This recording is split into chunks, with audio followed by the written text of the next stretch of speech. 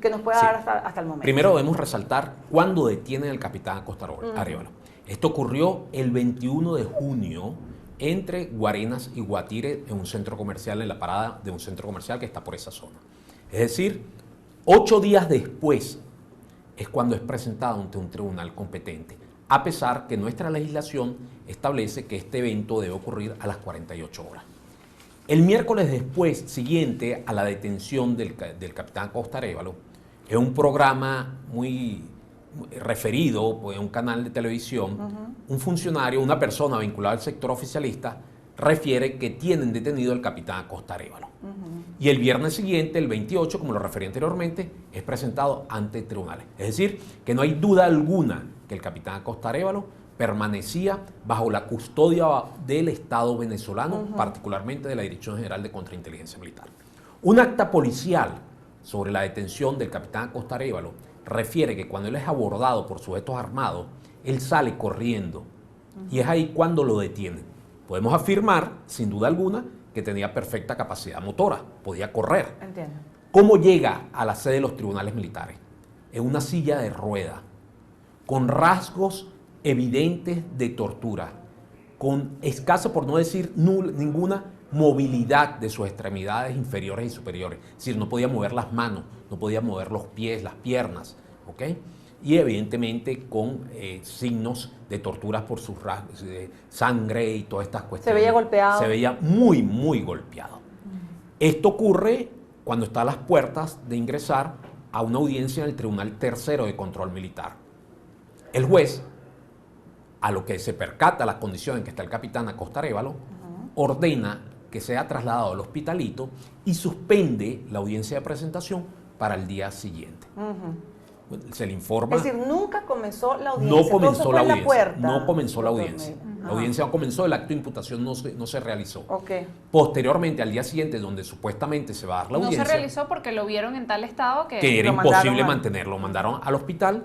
Y al día siguiente, el sábado siguiente, cuando supuestamente se iba a realizar la audiencia, es cuando informan el fallecimiento del capitán Acosta Arévalo, según las fuentes judiciales, en la sede del hospitalito, el Hospital Militar Vicente Sales, que lo conocemos como el hospitalito ubicado en el Fuerte. ¿Quién lo ve en la silla de rueda, en ese estado, con rasgos evidentes? Uno de nuestros abogados de la Coalición por los Derechos Humanos se logra entrevistar con él. Evidentemente que los funcionarios judiciales, el juez, los alguaciles, todo el personal que labora en esa instancia, pues se percatan de las condiciones, tratan de darle un poco de agua, cosa que hasta eso fue difícil, y bueno, y es cuando lo trasladan al hospital militar. ¿Ustedes no habían tenido contacto con él en estos 8 días, desde que fue detenido hasta que lo presentaron? La esposa, cuando notifica de la detención y se activa, por decir de alguna manera, que ocurrió el 21, inclusive fue señalado por los medios de comunicación, por las redes sociales, no había tenido ningún tipo de contacto. Recordemos que nuestra legislación le permite a cualquier persona que es detenida tener contacto, comunicación directa con su abogado de forma inmediata, cosa que también se irrespetó, se burla de forma permanente y constante. ¿Ustedes tampoco, como sus abogados, sabían dónde estaban? ¿Tuvieron alguna comunicación? No teníamos, simplemente lo que había sido informado, inclusive lo que habían informado funcionarios del Estado, que estaba bajo el resguardo de la Dirección General de Contrainteligencia. ¿Pero allí les decían que estaba allí o no? No, simplemente negaban? Por lo que habíamos referido por las redes, lo negaban. Doctor, Lo ¿es cierto negaban. que se desmayó, como dice el comunicado del Ministerio de la Defensa? Mira, no podemos dar fe de esto, sería una irresponsabilidad decirte que lo vimos desmayado o no, pero lo que sí es cierto es lo que te narramos anteriormente sobre las condiciones en las que estaba. O sea, que se pudo haber desmayado en el momento en el que lo iban a Pudo comenzar haberse a desmayado, trasladar. no, con absoluta responsabilidad debo decirte que no podemos dar fe de esto. ¿Y logró decir algo el capitán de corbeta? Pedir auxilio era lo que pedía. Realmente desde el primer momento lo que pedía era auxilio. Había funcionarios del DGCIN en el momento de la entrevista con el abogado, cosa que tampoco debe ocurrir. Sin embargo, con toda la valentía pedía auxilio y pedía además que lo ayudaran a pararse de la silla de ruedas, cosa que tampoco pudo ocurrir. Esa entrevista con el abogado era antes de estar frente al juez. Minutos antes. Y es ahí donde el juez se percata de la condición del capitán Acosta. ¿Qué dijo luego el juez? Es decir, simplemente dijo, llévenlo al hospitalito. Llévenlo al hospital, trasladen al hospitalito, lo trasladan al hospital y es cuando... ¿Y no se preguntó por qué estaba en esas condiciones? Mira, debo señalarte que esto es algo que venimos denunciando desde la coalición desde hace mucho tiempo, que lo hemos referido como la institucionalización de la tortura en Venezuela con la complicidad de las instituciones. Es más, en nuestra reunión con la alta comisionada Michelle Bachelet, El punto fundamental que planteó la Coalición por los Derechos Humanos y la Democracia fue el tema de las torturas, el silencio que había con respecto a las torturas, la cantidad de venezolanos que han sido detenidos, que han denunciado que han sido víctimas de tortura.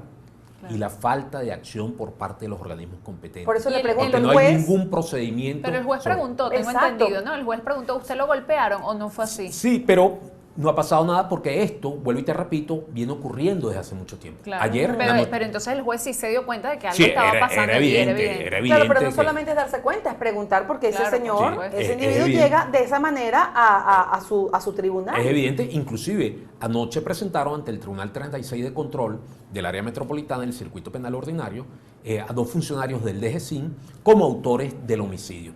Sin embargo, debo resaltar... O sea, que ya hay un reconocimiento entonces. Hay un reconocimiento, pero también hay una negligencia, porque se le pretende imputar única y exclusivamente el delito de homicidio, burlando la legislación contra la tortura. Y esto tiene una explicación, que el delito de homicidio puede generar alguna responsabilidad penal individual. La tortura puede generar una responsabilidad penal individual, pero también una responsabilidad del Estado. Claro. Y esto es lo que pretenden burlar al día de hoy, no imputándole el caso de tortura. Es decir, pero además, tampoco es suficiente el señalamiento hacia 2 funcionarios. Recordemos, o hay que entender cómo funciona la DGCIN, bien sea por brigadas o por grupos de trabajo, adscrito a la Dirección de Investigaciones y eso a su vez a la Dirección General. De tal manera que hay el director de investigaciones, tiene alguna responsabilidad, el jefe de esa brigada, el jefe de ese grupo, tienen una responsabilidad, bien sea por acción o por omisión, porque en derecho penal hay conductas sancionables por acción y hay conductas también sancionables por omisión. Y el director general del DGCIN también debe tener algún tipo de responsabilidad. En cualquier país del mundo, cuando esto ocurre una situación como esta, lo primero que pasa, o las personas con suficiente dignidad ponen su cargo a la orden del funcionario público, o son relevados o destituidos de su cargo. Doctor, sobre la autopsia, que también va a ser muy importante, evidentemente, en esta investigación, nos va a hablar al regreso de la pausa. Seguro. Hacemos un corte breve y ya volvemos con más de Alonso Medina Roa.